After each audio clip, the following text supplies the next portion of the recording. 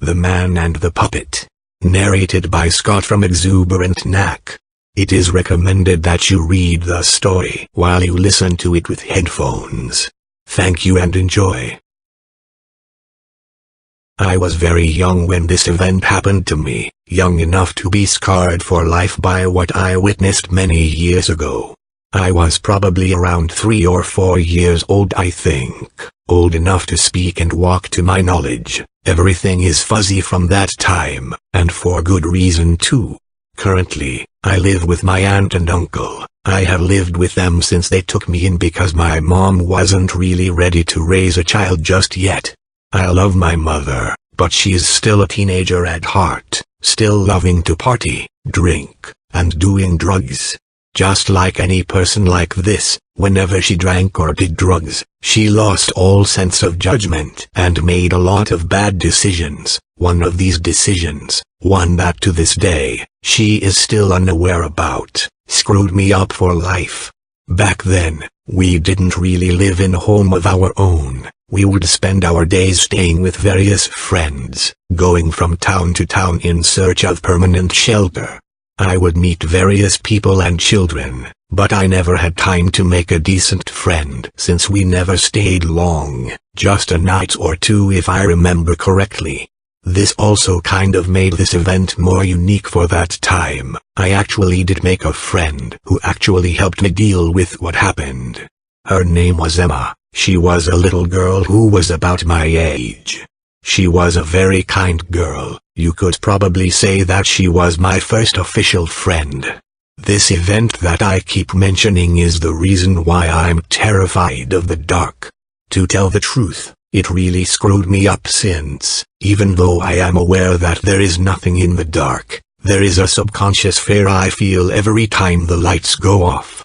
Another weird anomaly of this event is how well I can remember it. My memory isn't really that good. It was a dark and empty night in the small town my mom's friends lived in. Outside, you couldn't see anything except for what the street lamps were illuminating. My mom's friends lived in a small house in the middle of what I would call nowhere. My mom, her friends, Emma, and I were all hanging out in the living room. I was in the corner playing one of those educational computer games on the small computer that my mom's friend owned. Next to me was this big wooden TV cabinet that held a pretty big TV for the 1990s. In the middle of the cabinet, there was the TV, and on both sides of the TV, there was the biggest collection of VHS movies that I have ever laid my eyes on at the time. But not being interested in films at the time, I didn't really care for it. In front of the TV on an old, blue rug was Emma. She was laying on her stomach watching TV while my mom and her friends were laughing drunkenly on the old brown sofa behind her. They continued their merry little party for a couple of hours until my mom eventually became exhausted and decided to go to bed. Before she left though, I remember seeing her turn around in the hallway to her friends and telling them to put me to bed in 30 minutes. Then she went off to bed. That is when I got bored with the game and turned off the TV to go watch whatever was on with Emma. But right as I sat down, I heard one of mom's friends tell her to go to bed, and of course, she obeyed, leaving me alone. Once she left, my mom's friends then picked me up and placed me on the sofa. They looked at each other and then laughed. "I think I have a show you can watch before bed," one friend said as he grabbed a VHS from his collection. The VHS box was pure white, but a little beat up. He then took the tape out of the box and put it in the VHS player that was in its own cabinet under the TV. He then whispered to the other friend as he pressed play. His friend laughed at whatever he said. "Now don't you move," the man said as he and his friend laughed and left the room, leaving me all by myself.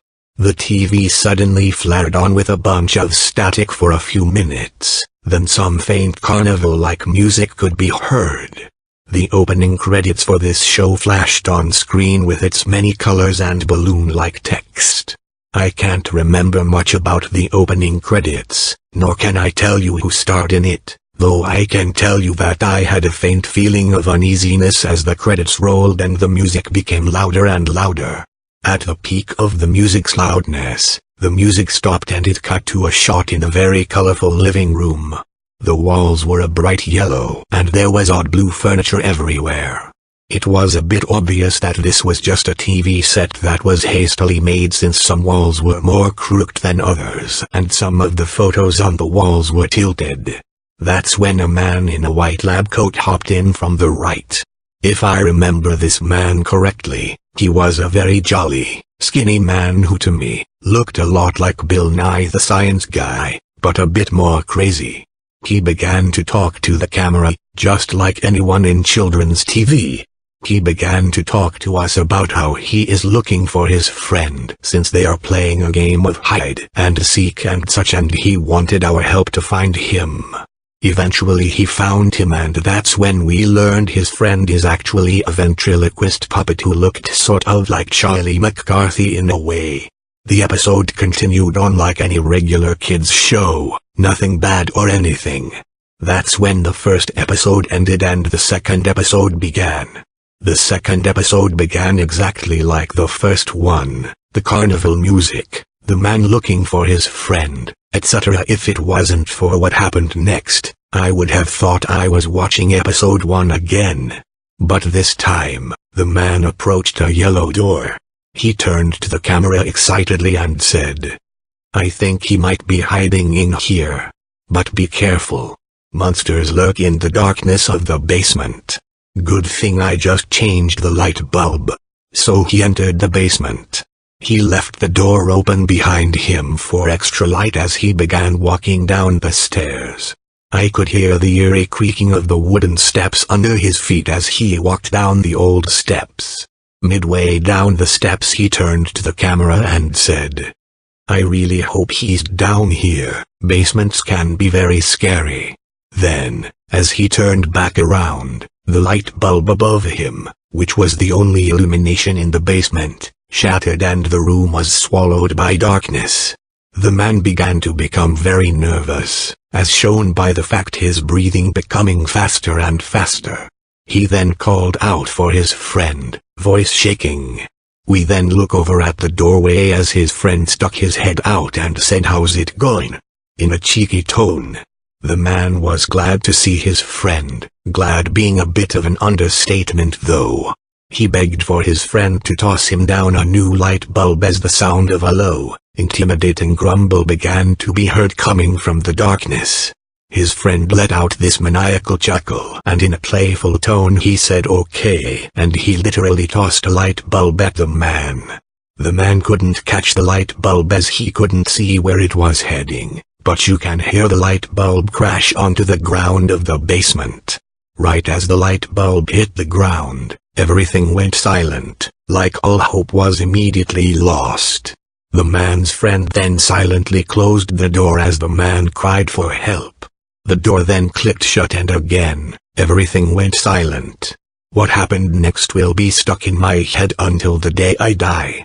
The silence was then broken by the man screaming bloody murder as the sound of these monsters killed him. The show then cut to static for the rest of the video, then to black as I sat there in silence, forever scarred from what I saw that day. To this day, I can remember almost everything that I saw, and I wonder what it was I saw. I don't remember the name of the show, I don't remember any of the characters' names either.